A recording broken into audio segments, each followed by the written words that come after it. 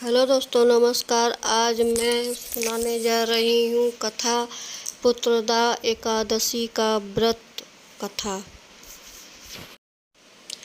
पौराणिक कथा के अनुसार चंपावती नगर में एक महिष्मान नाम का राजा राज्य करता था। उसके 4 पुत्र थे। उन सब में लुम्पक नाम वाला बड़ा राजपुत्र महापापी था।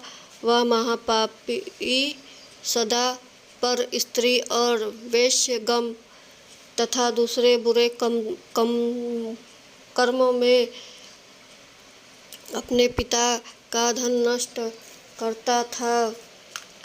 एक दिन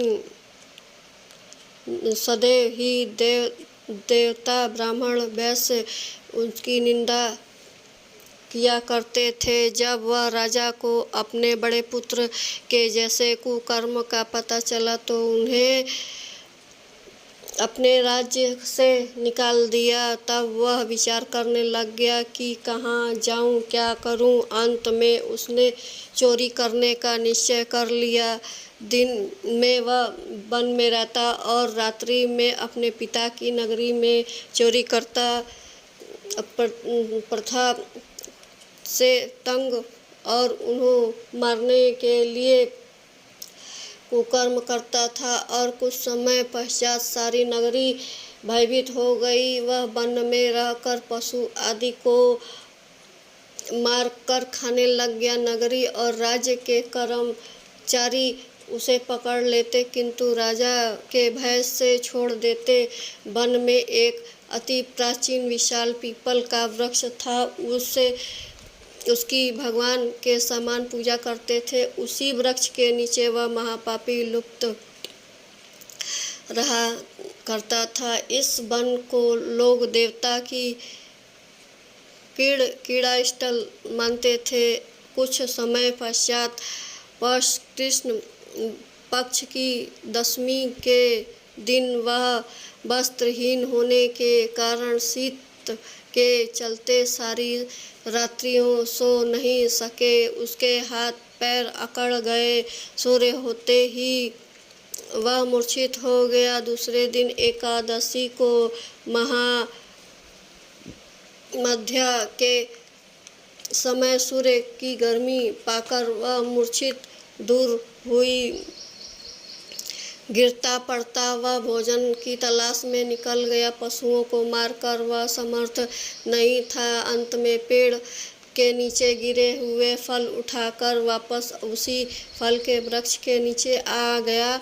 उस समय एक भगवान सूर्य अस्त हो चुके थे। वृक्ष के नीचे फल रखकर कहने लग गया, हे भगवान, आप ही अपर हैं।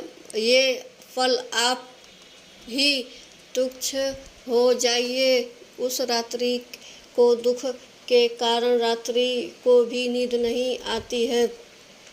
उसके उपवास और जागरण से भगवान अत्यंत प्रसन्न हो गए। उसके सारे पाप कष्ट दूर हो गए। दिन प्रातः एक अति सुंदर घोड़ा अनेक सुंदर वस्तुएं से सजा हुआ उसके समान आकर खड़ा हो गया। उसी समय आकाशवाणी हुई कि हे राजपुत्र, श्री नारायण की कृपा से तेरे पाप कष्ट नष्ट हो गए हैं। अब तू अपने पिता के घर जाकर राज्य प्राप्त कर। ऐसी वाणी सुनकर वह अत्यंत प्रसन्न हुआ और दिव्य वस्त्र धारण करके भगवान आपकी जय हो कहकर अपने पिता के पास गया। उसके पिता ने प्रसन्न होकर उसे समस्त राज्य का भार सौंप दिया और वन का रास्ता ले लिया। अब लुप्त शास्त्र के अनुसार राज्य करने लग गया। उसकी स्त्री पुत्र आदि सारा कुटुंब भगवान नारायण का परम भक्त हो गया। बुद्धि वृद्ध होने पर भी वह अपने पुत्र को राज्य का भार सौंप कर वन में तपस्या करने चला गया और अंत में वैकुंठ को प्राप्त हुआ। जो मनुष्य इस परम पवित्रता, सफलता और एकादशी का व्रत करता है उसे अंत में मुक्ति मिलती है। जो नहीं करता है वो मूंछ और सींगों से रहित पशुओं के समान माना जाता है। इस सफलता एकादशी को महात्माएं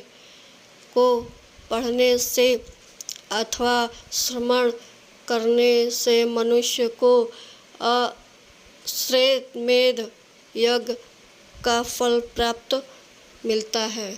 धन्यवाद।